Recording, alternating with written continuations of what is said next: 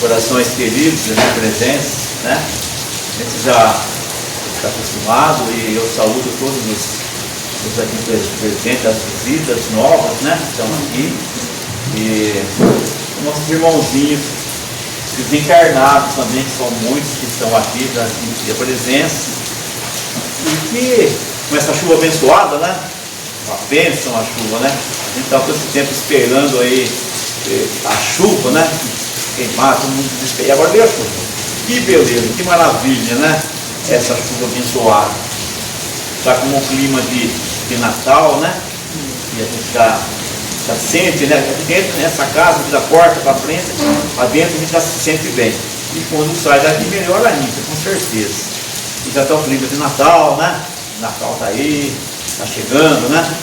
E Jesus vai nascer, né? Quer dizer, ele vai nascer, ele tem que nascer nos nossos corações, né? É isso que ele tem que nascer, nos nossos corações. Jesus tem que nascer todos os dias do ano, né? Como Paulo, como disse no livro de Isaías, né? O livro de Isaías diz que foi previsto, né? A chegada dele. Bom, ele está aqui há 4 bilhões e meio de anos, mais ou menos, né? E recentemente ele esteve aqui, né? Um pouquinho, 2.000 anos, o que é 2.000 anos para 4 bilhões e meio? E no livro de Isaías está lá, já foi previsto, o profeta, médium, né? Porque um menino nos nasceu, um filho se nos deu, o governo está sob os seus ombros, e o seu nome será Maravilhoso Conselheiro, Deus Forte, Pai da Eternidade, Príncipe da Paz. Então é uma grande alegria que eu estou aqui tentando mais uma vez, na sexta-feira, passar mais um ensinamento juntos, né? Vamos estudar juntos, eu estudei, preparei, com auxílio.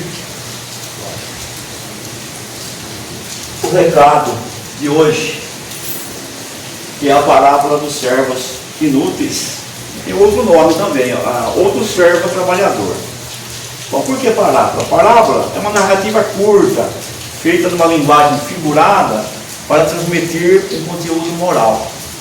Jesus se aproveitava sempre do que ocorria cotidianamente, os outros costumes da época, para dar as boas lições, aqueles que deveriam ser mais tarde os seus apóstolos bem-amados e seguidores. Então existem várias parábolas que a gente já sabe de Jesus, né? A parábola do bom samaritano, a parábola do bom semeador, né? Semeador, a parábola do filho pródigo, dos talentos, entre outros. Então hoje é a parábola dos servos inúteis. Então essa parábola, eu vou passar inicialmente para vocês, que essa parábola, ela vai abordar, vai analisar duas questões imprescindíveis para a nossa melhoria espiritual nesse plano reencarnatório que estamos, do ser humano.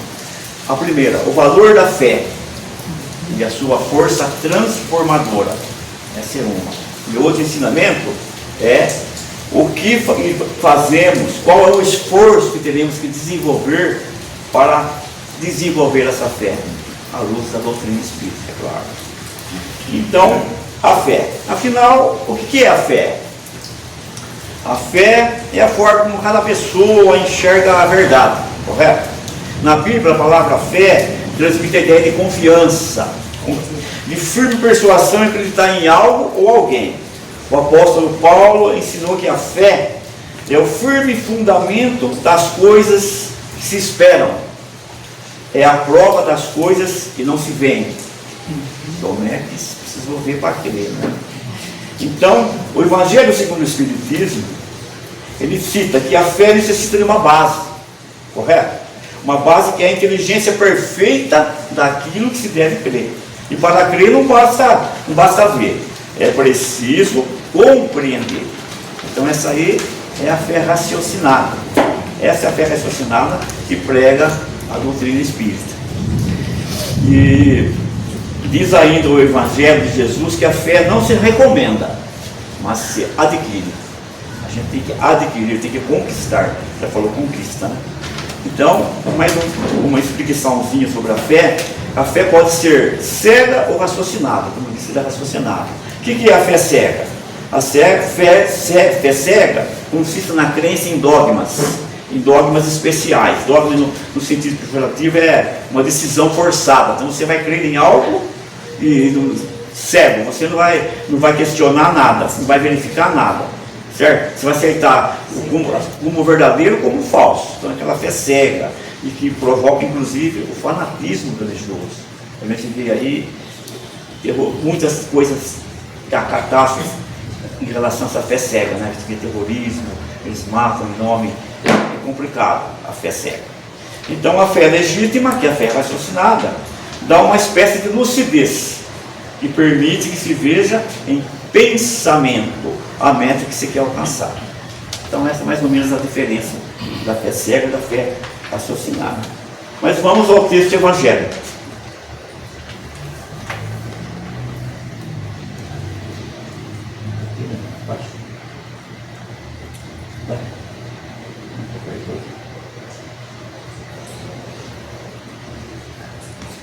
Aqui, tá certo. É do lado aqui? É. Vamos lá. Então, ó, eu vou colocar o texto em dois, em separado, porque como é um pouquinho longo, e vou ler para vocês para facilitar, tá certo? Que essa aí é a parábola dos servos imunes. Então tá assim. Disseram então os apóstolos ao Senhor: acrescenta-nos a fé. E disse o Senhor: se tivesseis fé como um grão de mostarda, diríeis a essa moreira: desarraiga-te, sai daqui, se arranca da raiz, né? Desarraiga-te daqui e planta-te no mar, e ela vos obedeceria.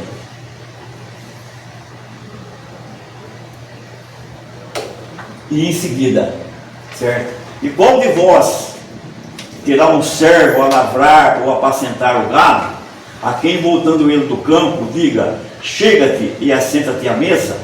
E não lhe diga antes: prepara-me a ceia, e cinge-te, e ajuda-me, e serve-me, até que tenha comido e bebido, e depois comerás e beberás tu. Porventura dá graças ao tal servo, porque fez o que ele foi mandado? Creio que não. Assim também vós, quando fizerdes tudo o que for mandado, dizei: somos servos inúteis, porque fizemos somente o que deveríamos fazer. Então,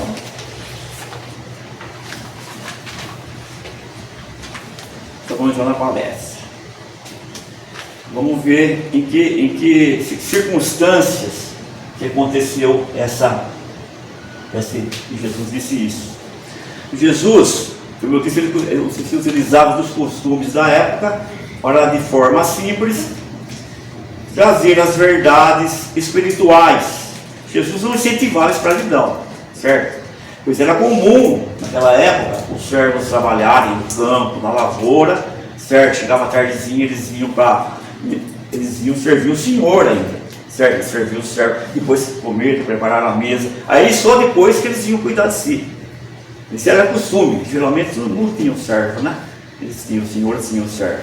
Então não era nada deles, eles eram combinados, não era uma coisa assim, além. Se fosse hoje em dia, eles iam tudo no fórum, né? Eles iam lá e... Peraí, estou trabalhando além do serviço, estou hora extra, tal, não recebo nada, tal, entendeu? Mas eram outros tempos. Então, naquela época não era assim.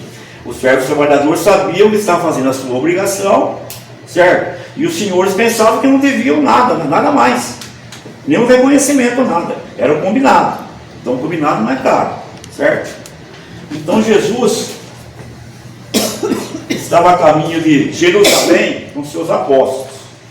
E nas proximidades do lago de Genezaré, ou o mar da Galileia, certo? É um mar de água doce, certo? Vou passar para você ver aqui, rapidamente, o local onde se deu. Esse mar da Galileia é um local importante na trajetória, no tempo de Jesus que esteve aqui. Segundo consta, Jesus teria ali começado a pregar os seus seguidores, né? E lá ele fez muitos milagres, como andar sobre as águas, tinha a multiplicação dos peixes, ele acalmava as tempestades. Então Jesus aproveitava nesse momento para ensinar a eles alguns ensinamentos para capacitá-los, porque Jesus logo terminava a missão dele aqui. Então tinha que deixar a boa nova, o serviço, o trabalho para os apóstolos. Então ele tinha que capacitar eles. Aí, o Jordão, Mar Morto, o lago lá em cima, o lago de Genezaré, ou o Mar da Galileia. Olha que coisa bonita que é, o Mar da Galileia, né? Lago de água doce. Então, como eu disse, ele estava ensinando os apóstolos, aproveitando para passar para os apóstolos as condições necessárias para que eles se tornassem os seus discípulos e pudessem dar continuidade, né? Sem a sua presença, porque logo ele ia embora, Jesus, né? Então ele vinha trazendo as exigências para que eles pudessem verdadeiramente ser seus discípulos. Então ele impunha as condições. Por exemplo, ele falava das provas, das dificuldades, né, que você tinha que enfrentar. Aquilo que não carregar a sua cruz e não seguir, não serve para ser seu discípulo. Falava também do rompimento dos laços familiares. Aquele que não deixar seu pai, sua mãe, seus irmãos, suas irmãs, a sua própria vida, mais do que a mim, também não pode ser meu discípulo. Então ele vai dando as condições, certo? Vai dando as condições. Só que nesse momento Jesus deu exigência ainda maiores. É nesse momento que surge essa parábola. Ele fala assim, né? Ele fala assim, que fala sobre o perdão. Teria que perdoar 7 vezes, se alguém for durante o dia solicitar seu perdão, teria que perdoar 7 vezes. Aí Pedro 7 vezes, mas não, 70 vezes 7 vezes. Aí complicou, né? Porque aí, até então, eles achavam que eles conseguiam aquelas exigências, aquelas condições que Jesus estava impondo para eles, por exemplo, de cumprimento com carregar a família, carregar a cruz, certo? Mas o perdão foi agora. Perdoar é difícil, né? Às vezes não consegue perdoar. Aí, foi nesse momento que surgiu essa palavra. Então, eles falam assim para ele. Eles sentiram que não teriam fé, força suficiente. E é nesse momento que eles falam para Jesus assim: Senhor, aumenta a nossa fé. Deviam aumentar a fé deles, né? Mas Jesus, ouvindo isso, ouvindo a rogativa deles, percebeu que eles não é assim, certo? A fé tem que ser conquistada. Eles teriam que fazer seus amigos apóstolos bem amados compreenderem que para a fé ser fortalecida, teria que ser conquistada através do trabalho. Sempre que eu venho aqui, eu olho o trabalho, através do trabalho, da atitude, em benefício de si próprio, entendeu? E trabalhando, auxiliando o próximo, honrando e respeitando o seu irmão, com total dedicação, se precisa uma renúncia de si mesmo, a benefício dos semelhantes. Então, aí Jesus começa a falar sobre o grão de mostarda e traz a parábola na sequência sobre o servo inútil. Você vê que tem correlação uma com a outra, né? Foi nesse contexto que Jesus trouxe essa parábola. Então disseram os apóstolos: aumenta-nos a fé, porque eles queriam a sua fé aumentada. Vejam bem, eles nos disseram assim: Senhor, dá-nos fé. Eles queriam: aumenta-nos a fé, como se pudesse ser aumentada a fé, como se Jesus pudesse: vou dar uma porçãozinha para você, uma porçãozinha para você, uma porçãozinha para você, certo? Não é assim. Você tem que conquistar essa fé através do trabalho, da leitura do Evangelho, da Boa Nova, tá certo? Então, aí ele começa a falar do grão de mostarda.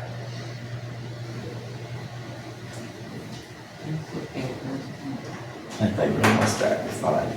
Se tiverdes fé como um grão de mostarda, direis a esta amoreira. A amoreira é a sequência que eu vou colocar lá. Eu vou colocar a amoreira já então, pronto. Aí, a amoreira, olha como é grandona a amoreira, árvore grande. Se tiverdes fé como um grão de mostarda, direis a essa amoreira: arranca-te e transplanta no mar, e ela obedecerá. Jesus compara ali a fé com um pequeno grão de mostarda. O grão de mostarda, segundo se fala, é o menor grãozinho, né? O grãozinho que se tem. E Jesus quis dizer que a fé deles não era nem um grão de mostarda, certo? Ele estava dizendo que eles não tinham fé, que a fé deles era insignificante, pois se eles realmente tivessem fé e fosse forte, eles poderiam fazer tudo, inclusive transpor todas as dificuldades, até perdoar que eles queriam, né? Então a moreira é conhecida como sicômoro também, né? Às vezes na Bíblia está como sicômoro. É uma árvore de raiz muito profunda, por isso era muito difícil de ser arrancada, de ser transportada.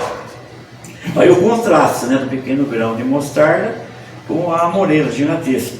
Arrancar as raízes de uma árvore, de uma moreira, e transportá-la até o mar, não é? Ela está demonstrando então que a fé, quando é autêntica, ela é capaz de operar grandes transformações no ser. É isso que ele quis passar, né? Então Jesus demonstra aí que a fé verdadeira é um sentimento inato. Nós nascemos com uma centelha do amor em nossos corações. Nascemos com a lei de Deus na consciência. Assim, quando Deus nos cria, temos aquela fé em nosso coração, no nosso íntimo. Mas ela precisa desabrochar, crescer pela ação da nossa vontade, do nosso esforço, do nosso trabalho, do nosso empenho. E não viria sem méritos, né?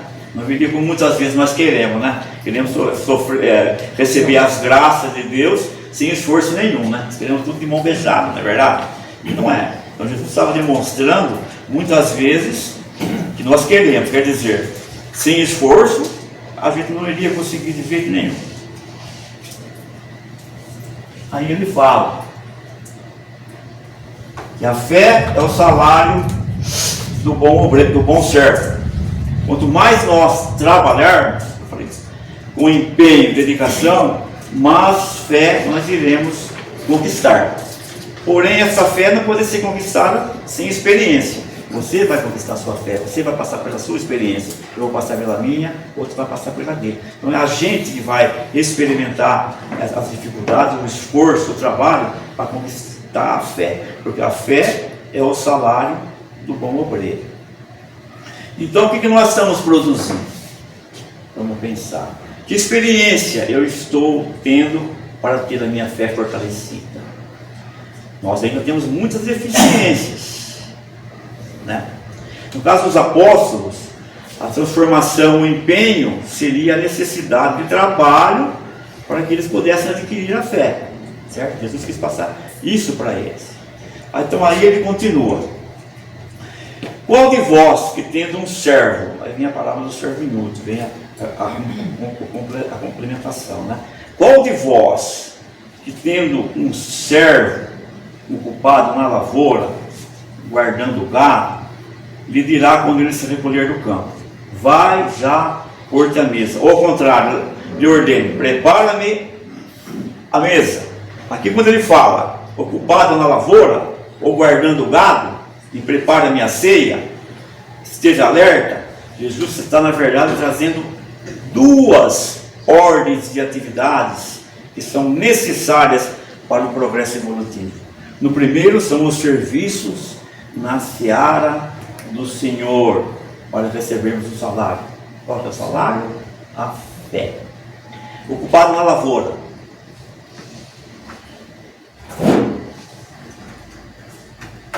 Exatamente na lavoura do Senhor, quando nós estamos ali cultivando o seu evangelho, a boa nova, a todo mundo.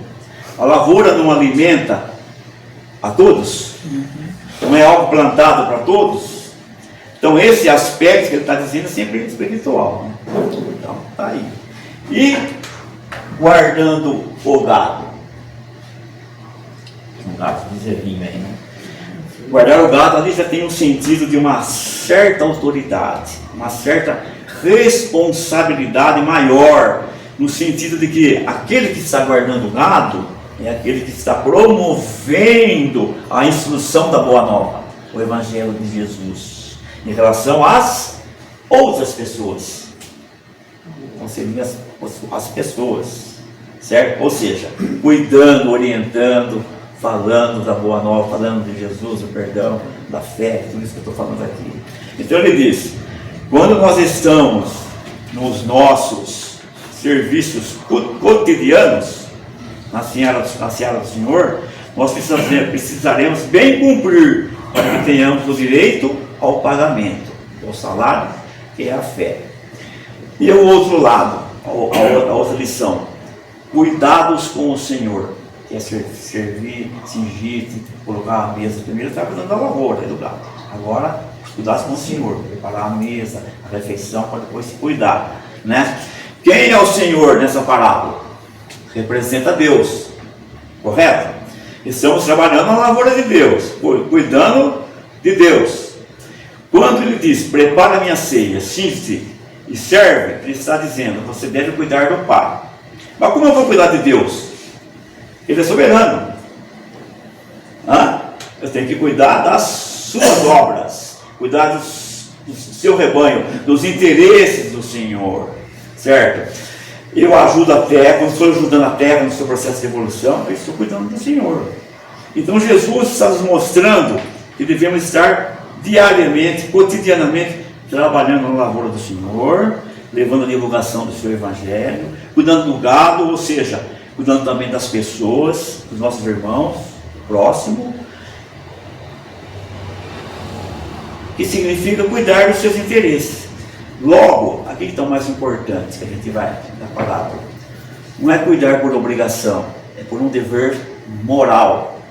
O que é um dever moral? Cuide bem, guarde bem esse dever moral ao longo da exposição, vocês vão entender melhor. O dever moral é por um cumprimento de uma lei divina, que me cabe ajudar aquele necessitado, não por um dever legal. Eu não sou obrigado, não tenho, legalmente eu não sou obrigado. A parábola do samaritano, do bom samaritano, passou o levita, passou o outro lá, o sacerdote, tinha outras coisas para fazer e tal, mas o samaritano, um dever moral, certo? Ele foi um dever moral, não foi um dever legal, não era obrigado a pegar, mas moralmente, no coração dele, ele fez isso.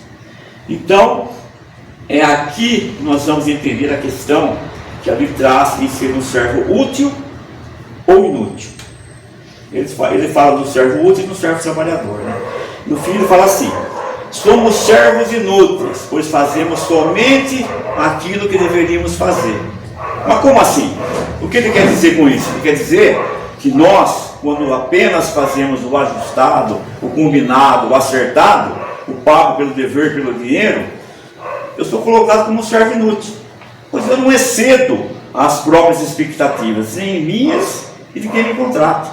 E o Senhor também não tem de ficar bajulando o empregado, o servo. Estava dentro do contrato, ele fez o que deveria fazer. Então aquele que faz o feijão com arroz, não passa disso, né? Aquele que faz o feijão com arroz, faça isso aí, cumprir minha obrigação, nem sempre a gente cumpre, né? Quando ele diz servir ao Senhor, e depois vai comer, quando o servo tenha feito tudo que lhe for ordenado, porventura fica o Senhor em obrigação? Não, né? Porque ele não fez nada mais do que ele estava na obrigação, como eu disse. Então nós mal cumprimos a nossa obrigação, porque nós viemos para cá com um planejamento, né? Desse tamanho, planejamento, nós viemos aqui, né? Reencarnatório, né? E sequer saímos aqui na condição de completista, jamais. Ou quando conseguimos fazer tudo que foi combinado, o que acontece? Né? A gente não consegue fazer tudo que foi combinado. Infelizmente, somos espíritos imperfeitos, então estamos em provação. Né? Então Jesus nos coloca, veja bem, na condição de servos inúteis, porque ainda somos muito imperfeitos, com dificuldades gigantescas em cumprir a nossa obrigação. E pela obrigação não cumprida, ainda queremos ser pagos, né? Achamos que merecemos muito, não é verdade? Nós queremos bênção, queremos que como é que fala? Que nos encha de méritos e glorificações, e não fizemos nem a nossa obrigação. Por isso a ideia de servos inúteis, mal faz a obrigação, não vai além. Entendeu?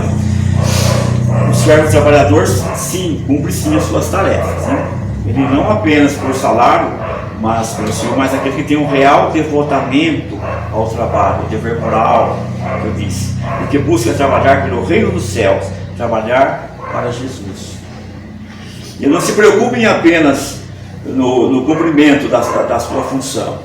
Será que nesse sentido que temos que refletir como eu tenho agido? Será que eu estou na condição de um servo útil? Ou que procura fazer sempre o melhor? E todo dia se dedica, se esforce para que faça aquilo além que foi ordenado? Ou estou na condição daquele que faz o arroz com feijão? Mas agora eu vou... Jesus vamos tentar então ser um servo útil na nossa casa, certo? Com muita humildade, dedicação, com muita resignação, com muito carinho, dentro do nosso mundo particular, uma condição de consciência ética da vida. Joana de Ângeles, ela diz que, eu vou ler Joana de Ângeles, ela diz que em obediência àquilo que a família e a sociedade postulam, pede com insistência, né, como nossos deveres, existe uma dimensão de responsabilidade e dever moral que transcendem e superam, vão além dessa obediência. Entendeu? Então, quando na nossa utilidade, responsabilidade, na nossa família, a sociedade, existe uma ética mais profunda, esse dever moral que nos valoriza, que nos aproxima e nos qualifica como humanos. Então essa parábola nos traz um contexto de uma relação mais aproximada entre o Senhor e o seu servo. Esses dois personagens, que representam categorias sociais diferentes, certo? Tem que se aproximar de alguma forma. Jesus quis passar isso. Quando no movimento que Jesus faz em relação aos discípulos, do lava-pés, nas circunstâncias que ele disse: para servir-vos vocês. O Filho do Homem veio para servir, não para ser servido. O servo inútil, então, acredita estar colaborando, e não como alguém que está prestando serviço ao Senhor, está fazendo a sua obrigação e recebendo o seu salário, só isso. Mas geralmente nós queremos aplausos, né? Bajulação, achamos que estamos fazendo muito, né? É claro que nós temos o nosso lado humano, com certeza, que gosta de ser reconhecido, o nosso ego, né? Gostamos de ser valorizados, mas não podemos ser refém disso. O que importa é a alegria. Olha, gente, o que importa é a alegria, não é o mérito, não é ser reconhecido, não é achar que você fez muito, é o mérito do serviço praticado, certo? A gente é reconhecido, a gente fica feliz. Se a gente não é reconhecido, a gente fica feliz do mesmo jeito, né? Vou contar uma passagem aqui agora do Divaldo Franco. Divaldo Franco todo mundo conhece, né? Divaldo Franco, a Mansão do Caminho, né?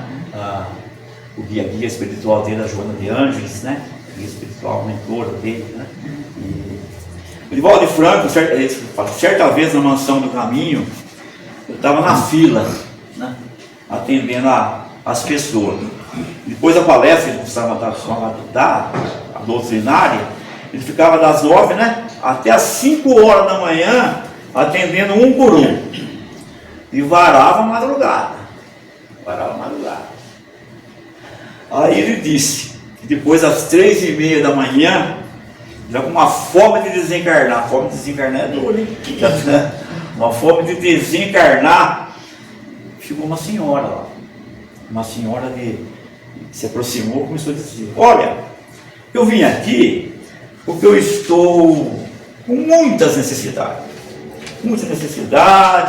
E começou a apresentar os boletos e jogar na mesa lá. Pá. Ele começou a olhar, né, o Divaldo, e falou: minha senhora, isso aqui é uma casa espírita. Tem uma parte social, claro, que é para a gente ajudar as pessoas, certo? Mas você está falando com um funcionário público, né, aposentado, certo? Antigo INSS, uma sigla muito conhecida, querida por todos, né, brasileiros. Então, eu não tenho essa condição toda, eu não tenho dinheiro nenhum aqui, ó. Estou com a caneta no bolso. Eu sou outro com a caneta no bolso aqui, ó. Não tenho dinheiro, certo? Aliás, eu pago aluguel para morar aqui na Mansão do Caminho.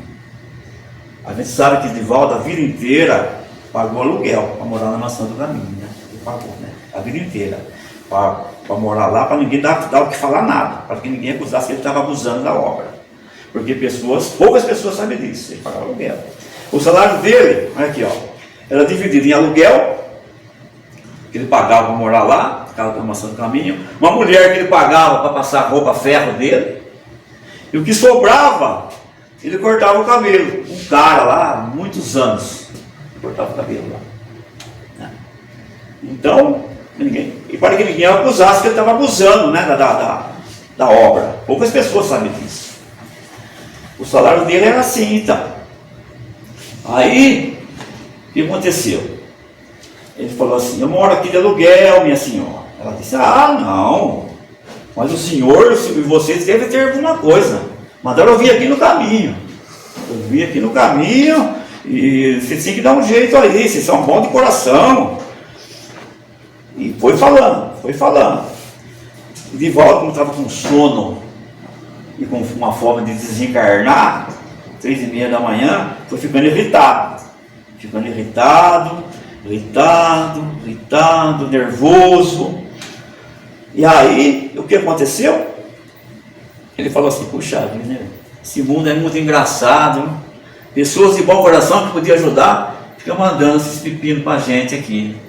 Ele pensou, falou isso aí. Nisso, o que aconteceu? Joana. Quem que apareceu, Raquel? Joana de Ângeles. Joana de Ângeles. Aí ele fala assim, ele fica na parte da puxa, por que esses guias aparecem sempre na hora errada, né? Hã? Sempre na hora errada aparece, né? E um guia, aí ela chega e fala assim para ele: o que está acontecendo, meu filho? O que está acontecendo? Ele fala assim, como se ela não soubesse, né? Onde já se viu um guia não saber o que está acontecendo com o seu guiado. Aí Joana diz assim: tá bom. Em primeiro lugar, meu querido, eu quero pedir para você parar de falar com uma senhora desse jeito. Falar com doçura com essa senhora, porque ela não tem culpa por você estar com sono e com fome. Você é quem escolheu isso. E eu vou contar a história dessa senhora para você. Falou a Joana. Essa senhora pegou uma lotação, um ônibus lotado de gente. Ela está passando por muitas necessidades, viu? O marido está doente, está acamado, ele que ajudava na renda está doente. Ela trabalha no emprego de doméstica, muito modesto por sinal. A conta de luz já foi cortada. E passa por muitas necessidades, que são reais. Aí ela orou, ela orou, mas com tanto fervor, mas tão fortemente a Deus, com tanto fervor, que essa oração foi cair aonde? Diretamente nas mãos de Jesus.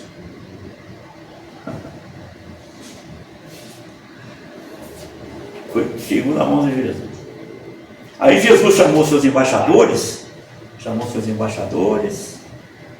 disse assim, lá no bairro do Pau da Lima, né? Em Salvador, tem uma mulher precisando de ajuda. Então vem cá, vamos abrir o livro do Reino dos Céus. Faz o livro do Reino dos Céus aí. Pega o GPS aí, o Wave. Vamos ver. Jesus. Vamos ver. Aqui, ó. Ele abriu o livro e disse: olha, tem algumas pessoas que podiam ajudar. Muitos menores que você, viu, Rival? Tem fulano, cicrano, beltrano, a irmã Dulce. Mas está aqui, ó. Mansão do Caminho, Divaldo Franco. Tá vendo? Aí ela falou assim para ele: meu filho, eu queria perguntar para você se você está aborrecido, porque o seu nome está escrito no livro do Reino dos Céus. Está bravo? Porque o seu nome está escrito no livro do Reino dos Céus? Ele falou: acha? De jeito nenhum. Imagina! O senhor que a senhora está querendo mesmo? O senhor está precisando mesmo? né? Aí ele falou assim, ele ainda disse mais, né? Você está chateado porque você está aqui? Está chateado? Não tem problema não. Você está na condição de ajudar, certo? Sai dessa posição e vai na condição de precisar de ajuda, certo? Você tem essa opção. Você pode ficar servindo no bem, reparando os seus compromissos anteriores, dessa forma, ou pode largar tudo e as provas vão chegar do mesmo jeito. Vão chegar, quer dizer, de outra forma. Enfermidade, você vai ficar de cama, adoecido, você vai resgatar de uma outra maneira. Ele disse assim: minha senhora, dinheiro aqui eu não tenho, mas o Nilson aqui, esse aqui eu amo do dinheiro, ele é o tesoureiro da casa, resolveu logo. Então não tem nada.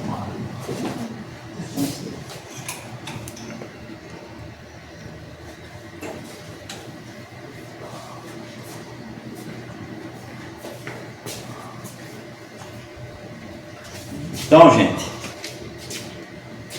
essa é a história do servo inútil. Essa lição é um indivíduo que despertou.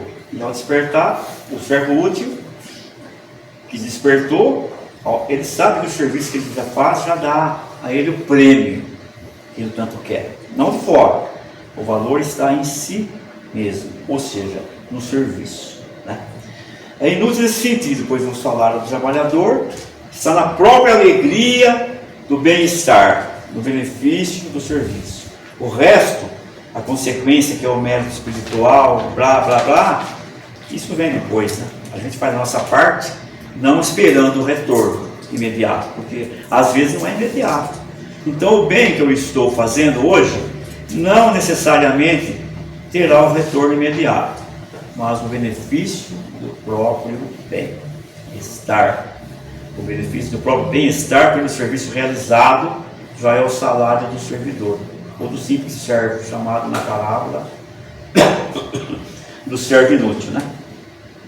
Então, vamos questionar, fazer um questionamento. Como eu serei um servo mais útil como cidadão? Na minha casa, no meu trabalho, na casa espírita, por exemplo? Eu sou um bom pai?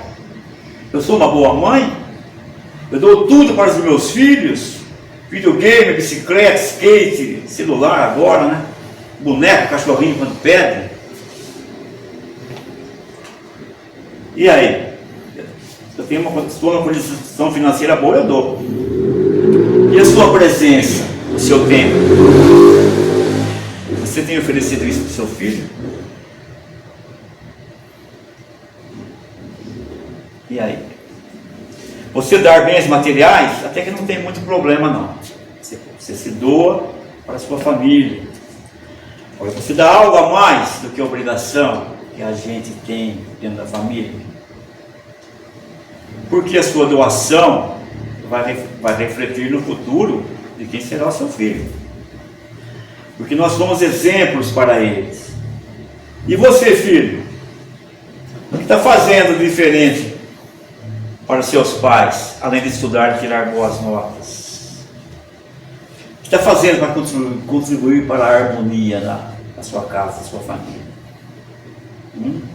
A harmonia familiar é constituída por pequenos detalhes. Então, eu estou trabalhando para Deus ou estou dando trabalho para Deus? Eu estou dando mais trabalho para Deus que estão trabalhando. Será que Jesus pode contar comigo para alguma coisa? Será que Ele pode contar com nós? Para alguma coisa, Jesus? Será que eu me coloco à disposição dEle? Não, estou aqui, vamos. Pode contar comigo, hein? Quando eu ando pela rua e vejo um irmão com fome, no caso de dei o exemplo do samaritano, o irmão com fome, com frio, eu olho e fico triste, né? Ou eu fico indiferente, Deus do céu, coisa da vida, né? Destino, né? Ou eu vou procurar ajudar de imediato, procurar dar alguma coisa, um alimento, tomar alguma providência, um agasalho, um prato de comida, um lanche. Qual a nossa atitude diante de um problema tão grave que aumenta cada vez mais? Né? Então nós precisamos ser servos que buscam fazer a diferença ao próximo. Precisamos sair da zona de conforto e fazer algo mais. Precisamos ter fé, acreditar, mas também muita coragem e disposição para trabalhar, para essa transformação acontecer, para que possamos adquirir a fé. Jesus não vai colocar a fé de pouquinho para cada um, não. Só depende de nós para iniciarmos essa mudança. Né? Servir sem interesse, para não receber méritos, elogios, recompensa, mas trabalharmos para sermos úteis na seara do Cristo, para sermos solidários e não ambiciosos na seara do Cristo. Acontece muito com a gente, não é mesmo? Na doutrina espírita nós mal conhecemos a doutrina e já queremos todas as graças, né? Destaque, né? Sou espírita, sou bom, sei lá, palestrante. E acreditamos já está fazendo muito, né? E queremos recompensa, queremos que fulano. Estamos no comecinho da nossa caminhada, nos primeiros passos. Infelizmente. Então a fé é o salário. E para que esta fé possa ser aumentada, nós temos que deixar de agir como um servo comum, tão pequeno e inútil. Não inútil no sentido de não ter utilidade. Nós temos utilidade, claro que temos. Mas Jesus não teria buscado os apóstolos dele lá se ele não tivesse utilidade. Mas pelo fato de ainda sermos pequenos e repletos de imperfeições, nós ainda não vamos alcançar uma fé autêntica. Precisamos cumprir além do nosso dever e começarmos a almejar a fazer um pouco mais do que nos foi combinado, certo? Depois de ter feito tudo o que nos foi combinado, falar, somos servos inúteis, porque fizemos apenas o que devíamos fazer. Então essa frase final de Jesus, ela traz praticamente a informação e o esclarecimento de tudo o que ele disse, né? Ele disse que nós precisamos sair dessa condição, dessa ociosidade, precisamos empenhar ainda mais. Os apóstolos queriam que a porçãozinha fosse de forma gratuita, né, Raquel? Mas não é por aí, não. Sem esforço, não vem. Essa está a lição. Quem disse que evoluir espiritualmente é fácil? Não é fácil, né?